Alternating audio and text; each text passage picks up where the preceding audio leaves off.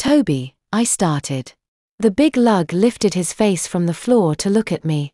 If you wanna come, you know you're more than welcome to. No, it's cool, Marsh. I think my passport even expired so, he said, taking out an unknown item from his pocket. Surprisingly, it turned out to be what else, his passport. You always carry that thing around or something? I asked, chuckling. He quickly skimmed through the small booklet and found the expiration date. A look of sheer excitement enveloped Toby as he looked back to me. Before a word could escape his shaking lips, I said, "Yes. Let's go already." Leaping out of the front door, we were greeted by Amber and Lee patiently waiting in the car. "What took you?" Amber asked. "Oh, nothing. Just that, mister. Toby will now be accompanying us on our little trip," I replied, smiling.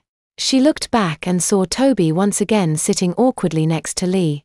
The drive to the airport was a brief 20 minutes. Right as we made our way to where other people parked their cars, I cut into another turn.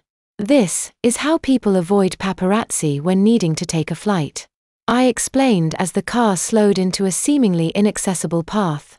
I parked alongside a heavy-set man with a smooth, white goatee and a big smile on his face. He wore an open black suit accompanied by a dark pilot's hat. "Welcome, Mr. Soel. My name is Jonathan Lachio. What an honor it is meet you, sir." He joyfully shook my hand. "Ah, and these must be his fortunate guests. What a pleasure as well," he added, greeting the rest of the group. Mr. Lachio took notice of the number of people here. Mr.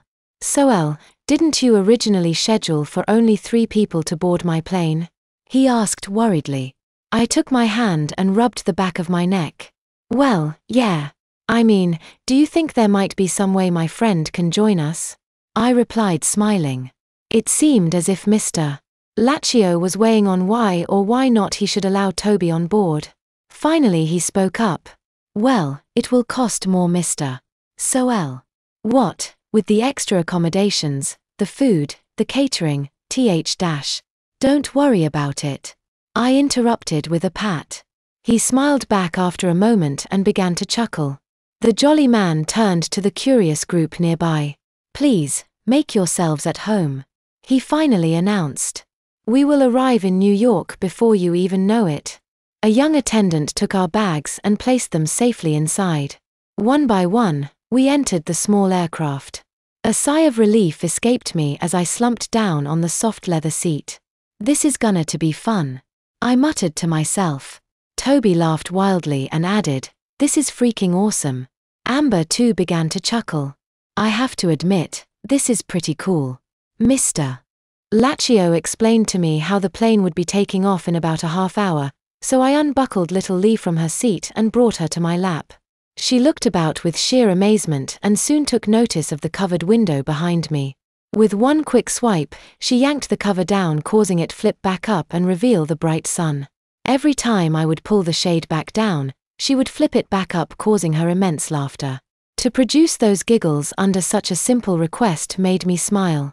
I softly patted her hair as she found new interest on the magazines in front of us. "You like the pictures, honey?" I told her as she carefully turned the pages of a fashion magazine. I figured since she couldn't read, it must have been the colors that really intrigued her. The voice of Mr. Lachio came on over the speakers, reminding us to buckle ourselves for the upcoming lift-off in a number of minutes. I placed little Lee back on her seat as she continued to study the random pictures. With all of us now securely in our spot, the plane began moving.